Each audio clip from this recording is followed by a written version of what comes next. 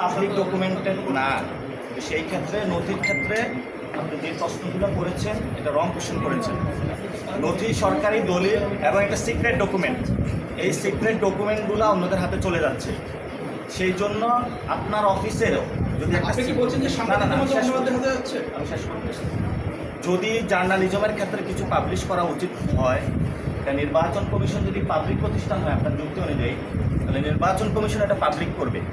আপনিও যেমন জানবেন আমিও জানবো, আপনিও পাবলিক আমিও পাবলিক।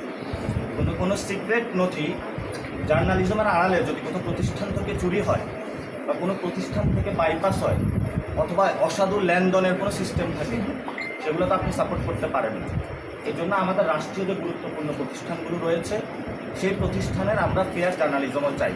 সেই ক্ষেত্রে যারা ফেয়ার জার্নালিজম, সাহসী জার্নালিজম করছে, যারা অসাধু সাংবাদিকতা করছে, যারা ভালো সাংবাদিকতা করছে, অসাধুদের কারণে আমরা তাদেরকে খারাপ করতে চাই না।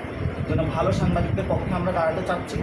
আমরা চাই বাংলাদেশ রাষ্ট্র তাদের হাতে নিরাপদ থাকুক, আমাদের রাষ্ট্রীয় যে সিক্রেট নথি তাদের কাছে নিরাপদ থাকুক।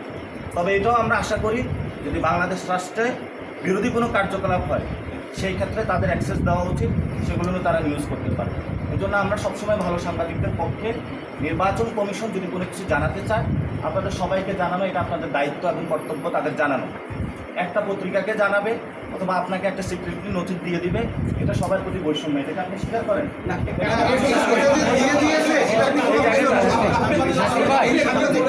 এই জায়গাটা আমরা আশা করি, আপনারা কি চাচ্ছেন যে আমরা আশা করি এটা তো সাংবাদিকদের জানাবে, সে নিজে থেকে কোনো নথি কালেক্ট করতে পারবে না? ইলেকশন কমিশনের থেকে নথি যদি আপনি কালেক্ট করেন, কালেক্ট করতে পারবেন ইলেকশন কমিশনের, কিন্তু সেটা অবশ্যই ইলেকশন কমিশনের নথি পাবলিক হতে হবে। আর যদি কোনো সাংবাদিকতার কাছে যায় অথবা কোথাও যায়, সেটা ইলেকশন কমিশনের কোনো সিক্রেট কপি, রাষ্ট্রীয় প্রতিষ্ঠানে কোনো সিক্রেট কপি যাওয়া উচিত না। আমরা এটা মনে করি। আমরা শেষ করি। আমরা বলেছি যে রাষ্ট্রীয় যে গুরুত্বপূর্ণ দায়িত্ব যে প্রতিষ্ঠানগুলো রয়েছে, আপনি যদি আমাদের সকল মানুষের ডেটা হলো আমাদের ভোটার আইডি কার্ডে রয়েছে, আমাদের স্মার্ট আইডি কার্ডে রয়েছে।